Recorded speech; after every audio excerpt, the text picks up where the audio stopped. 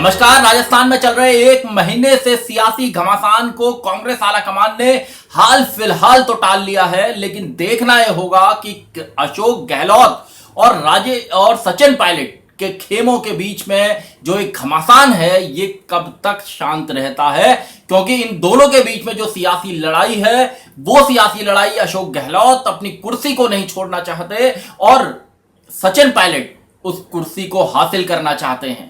और ये जो पूरा सियासी घटनाक्रम हुआ है राजस्थान में, इससे इन दोनों के बीच में जो तलवारें खिंची हुई थी वो खुलकर, इनके समर्थकों के बीच में भी जो सियासी अदावत थी वो खुलकर सामने आई है। और कहा ही जाना चाहिए कि इस संकट को कांग्रेस आलाकमान ने हाल फिलहाल के लिए फौरी राहत उसके लिए माना जाना चाहिए। हाल फिलहाल के लिए संकट टला है, क्योंकि राजस्थान में इन दोनों सियासी सूरमाओं के समर्थकों के बीच में जो भिड़ंत होगी उसको लेकर आने वाला समय राजस्थान कांग्रेस के लिए भी और कांग्रेस आलाकमान के लिए भी चुनौतियां, मुश्किलें खड़ी करता रहेगा।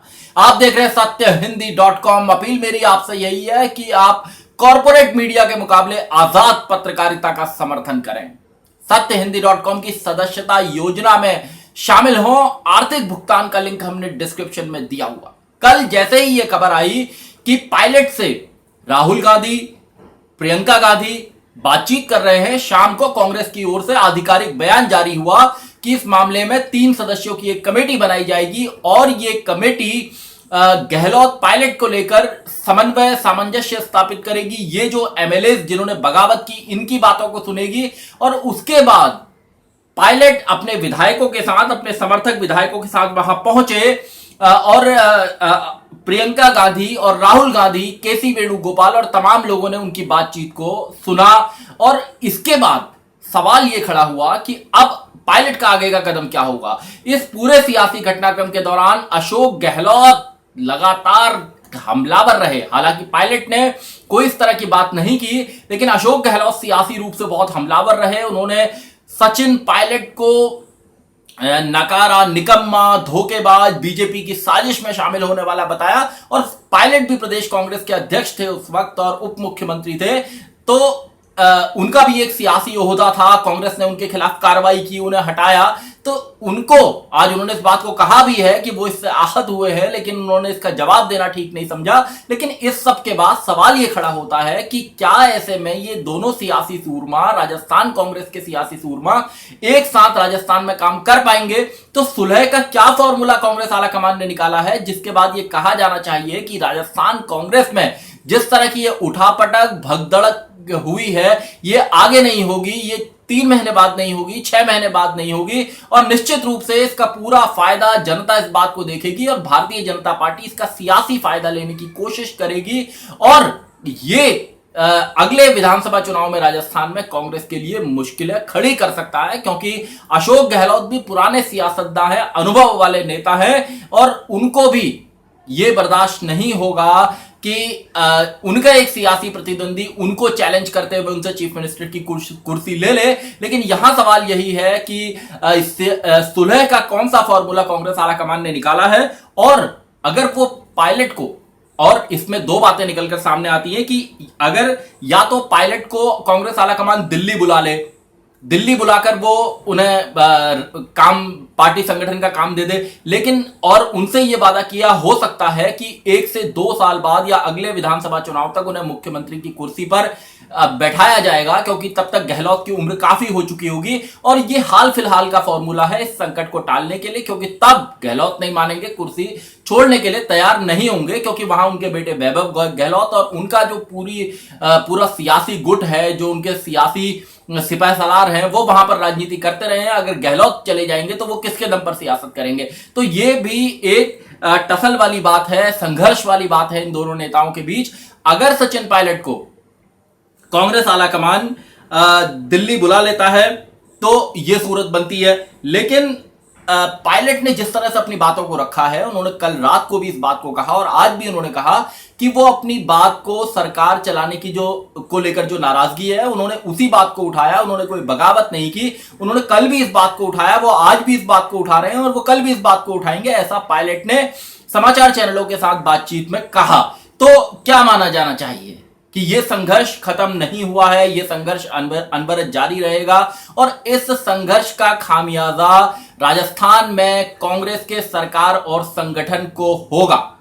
ये एक बात है। और दूसरा जो सबसे बड़ा संकट है वो ये है कि खबर ये भी आ रही है कि अशोक गहलोत, उनके समर्थकों का जो खेमा है वो इस बात से खुश नहीं है कि सचिन पायलट और उनके समर्थकों की इतनी आसान वापसी क्यों करवा दी।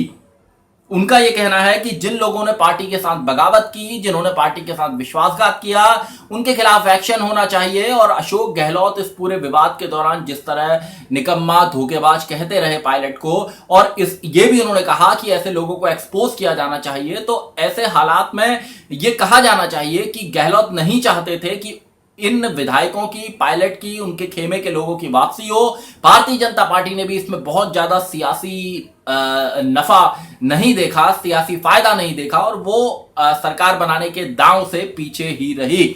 लेकिन अब जब पायलट पार्टी में वापस आ गए हैं तो पार्टी आलाकमान के सामने बहुत बड़ी चुनौती है इन दोनों सियासी छत्रपों को साधने की। और गहलोत के खेमे में, जिस तरह उनके विधायकों के खेमे में जो निराशा देखी जा रही है, और जिस तरह आज गहलोत ने भी अपना बयान दिया, उन्होंने कहा कि उनके समर्थन में जो विधायक, 100 से ज्यादा विधायक एकजुट रहे, उनके लिए वो लगातार खड़े रहेंगे, उनके अभिभावक बनकर खड़े रहेंगे और उन्हें वो नहीं भूल सकते, उनका विश्वास बनाए रखेंगे। इससे साफ है कि गहलोत ने कहा है कि उनकी प्राथमिकता बगावत करने वाले विधायक कभी नहीं हो सकते, उनकी प्राथमिकता इस संकट में उनके साथ खड़े हुए लोग ही होंगे।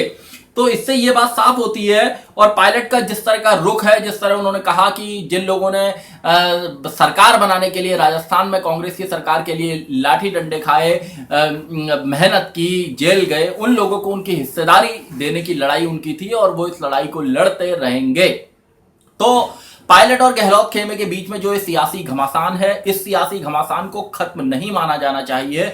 और कांग्रेस आलाकमान को राज्यों में जो इस तरह का संघर्ष, युवा बनाम बुजुर्ग की जंग जो तमाम राज्यों में हम सामने देख रहे हैं, चाहे मध्य प्रदेश का उदाहरण लें और या बाकी तमाम जगहों पर जहां पर युवा छत्रप आगे आना चाहते हैं, और लड़ाई जो युवा बनाम बुजुर्ग की है, यूथ बनाम सीनियर की है, इस लड़ाई को कांग्रेस आलाकमान को साधना होगा। सचिन पायलट के पास अभी काफी उम्र है, महत्वाकांक्षी नेता हैं, प्रदेश कांग्रेस अध्यक्ष के रूप में उन्होंने वहां पार्टी को वापस लाने का, सत्ता में वापस लाने का काम किया है। ऐसे में उन्हें भी पार्टी नहीं खोना चाहती है और गहलोत जैसे सीनियर अनुभवी नेता, जिनका राजस्थान के बाहर भी जिनकी एक अच्छी पहचान है, जो कांग्रेस में संगठन महासचिव तक रह चुके हैं, गुजरात कांग्रेस के प्रभारी रहते हुए उन्होंने अच्छा काम करके कांग्रेस आलाकमान को दिखाया है। तो ऐसे में पार्टी के सामने एक कांग्रेस आलाकमान को ये बात निश्चित करनी होगी कि राज्यों में जो युवा बनाम बुजुर्ग वाली लड़ाई है, ये लड़ाई खत्म हो, यूथ लीडरशिप को भी आगे बढ़ाया जाए और बुजुर्गों को उनका पूरा सम्मान दिया जाए, जिससे कि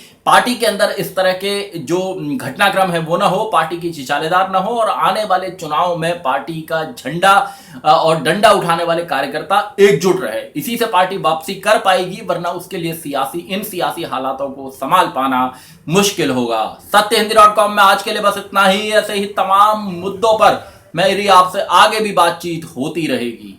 धन्यवाद।